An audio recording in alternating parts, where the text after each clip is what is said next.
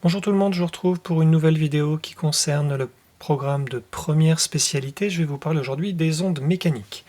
Donc vous avez à l'écran trois illustrations d'ondes. Tout d'abord une vague qui progresse et qui va donc passer au niveau d'un bateau, une onde qui progresse le long d'une corde après une impulsion de la main, et une onde sonore qui est diffusée par un haut-parleur et qui se propage jusqu'à une oreille. Ces trois ondes qui sont représentées sont qualifiées d'ondes mécaniques, donc on va chercher à définir et à caractériser ce que c'est qu'une onde mécanique. Alors qu'est-ce que c'est qu'une onde mécanique progressive? Alors je vais réutiliser deux des trois images vues précédemment, et on voit notamment que pour l'onde sonore, le haut-parleur, qui est composé notamment d'une membrane mise en mouvement, va générer un déplacement de particules, des molécules qui constituent l'air par exemple, et ce déplacement de molécules, de proche en proche, va créer des zones de compression. Ces zones de compression vont ensuite entraîner le mouvement des particules qui sont voisines, qui vont elles-mêmes se déplacer pour créer une nouvelle zone de compression, et ainsi de suite. Donc de proche en proche, vous voyez un mouvement qui va se propager depuis la source de l'onde jusqu'à notre oreille dans le cas des ondes sonores. Si on regarde maintenant la propagation de l'onde le long d'une corde, la source c'est la main qui crée une perturbation, donc un déplacement de la corde, et cette perturbation va se déplacer le long de la corde. Si on observe un point particulier de la corde, on voit pour l'instant qu'il n'est pas encore en mouvement. Là, il commence à être mis en mouvement, il va monter vers le haut, puis ensuite, une fois que l'onde va passer, le point va redescendre vers le bas pour retrouver sa position de départ. Et l'onde va continuer son trajet. Donc, si on observe ces deux illustrations et les commentaires que j'ai pu en faire, voilà la définition que l'on va retenir pour une onde mécanique progressive. Ça correspond à la propagation d'une perturbation. Donc là, la perturbation, elle est générée par la membrane du haut-parleur. Là, la perturbation, c'est un mouvement de haut en bas de la corde. Donc cette perturbation se propage dans un milieu matériel. Le côté mécanique, l'adjectif mécanique, fait référence à un milieu matériel. S'il n'y a pas de milieu, si on est dans le vide, une onde mécanique ne pourra pas se propager. Il y a d'autres ondes qui peuvent se propager dans le vide, les ondes électromagnétiques par exemple, mais pas les ondes mécaniques. Elles ont besoin d'un milieu matériel, sans transport de matière, parce que je vous ai dit qu'un point du milieu va se trouver en mouvement. Il subit la perturbation, mais une fois que la perturbation est passée, il retrouve sa position de départ. Donc globalement, là dans le cas de la corde n'a pas bougé latéralement. Il y a juste une oscillation du haut vers le bas et c'est tout. Et évidemment, cette onde propage de l'énergie puisque ce mouvement de corde peut ensuite mettre en mouvement quelque chose ou générer donc quelque chose à l'extrémité. Donc il y a bien de l'énergie qui est transportée. Donc voilà la définition que vous aurez à retenir concernant les ondes mécaniques progressives. Alors si on regarde un autre exemple d'onde mécanique progressive, les ondes sismiques, elles peuvent être de différentes natures. Au niveau de l'épicentre, donc il y a un mouvement de roche qui génère donc des ondes sismiques, et il en existe notamment deux qu'on appelle les ondes P et les ondes S. Si on regarde les ondes P, on voit en fait que le mouvement de la Terre génère des compressions et des dilatations un petit peu comme les ondes sonores au niveau d'un haut-parleur qui crée donc ces ondes sonores. Vous allez avoir la compression de zones au niveau de la Terre qui vont ensuite se dilater, puis se recompresser, puis se redilater. Et on voit ainsi que la perturbation, elle se fait de manière ici horizontale, alors que la propagation de l'onde, elle aussi, est horizontale ici vers la droite. Donc on va comparer deux directions.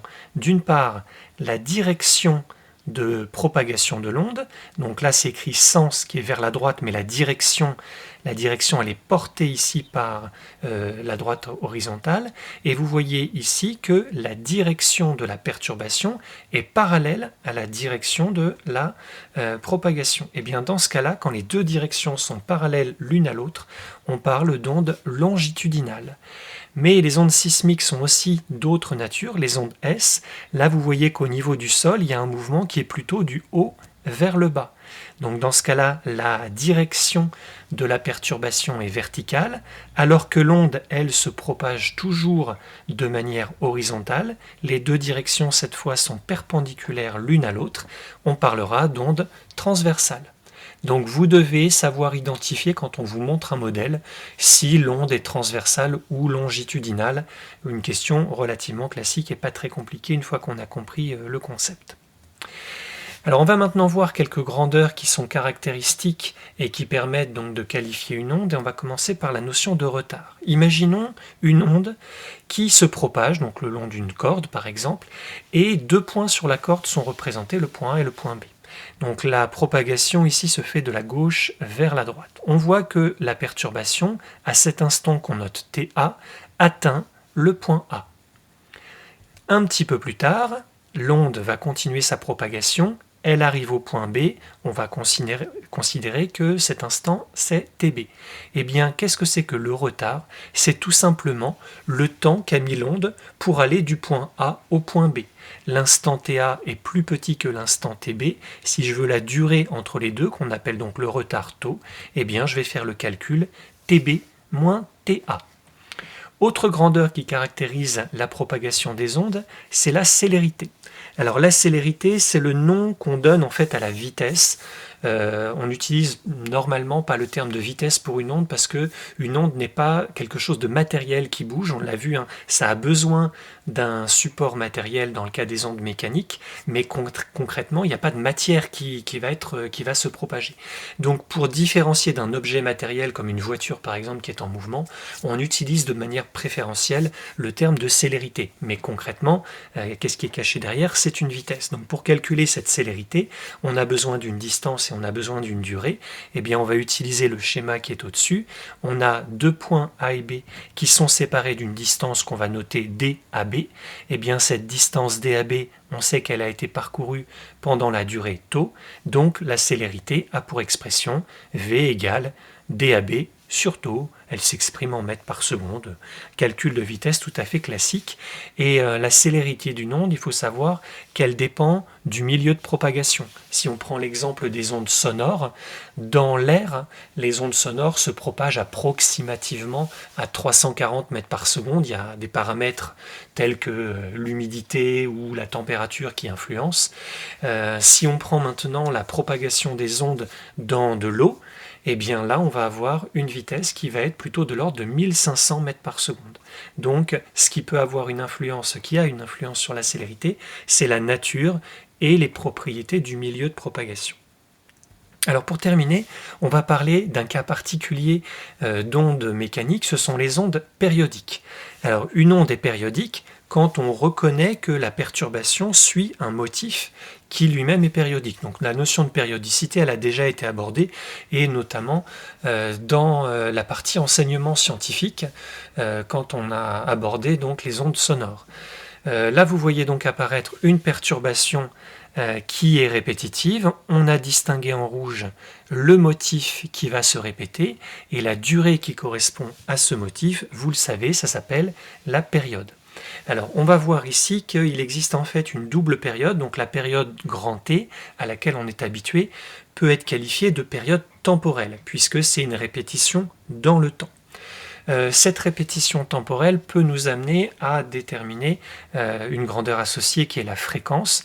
La fréquence, c'est le nombre de répétitions par seconde, et donc si on veut calculer cette fréquence, c'est l'inverse de la période.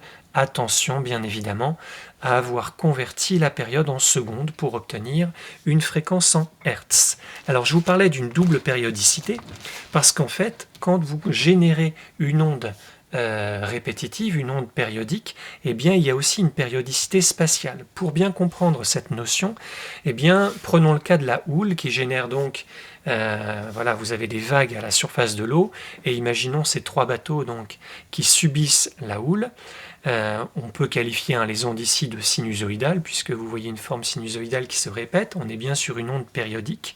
Eh bien, ce que vous avez à l'écran, ça correspond à une photo qui a été prise, et vous voyez qu'il y a une répétition régulière aussi d'un motif. Sauf que cette fois, c'est plus une répétition dans le temps, c'est pas un certain nombre de secondes que choses se répètent, mais vous avez une répétition dans l'espace. Donc il s'agit bien d'une période spatiale, et cette période spatiale, en fait, elle porte un nom que vous avez déjà rencontré, c'est la longueur d'onde.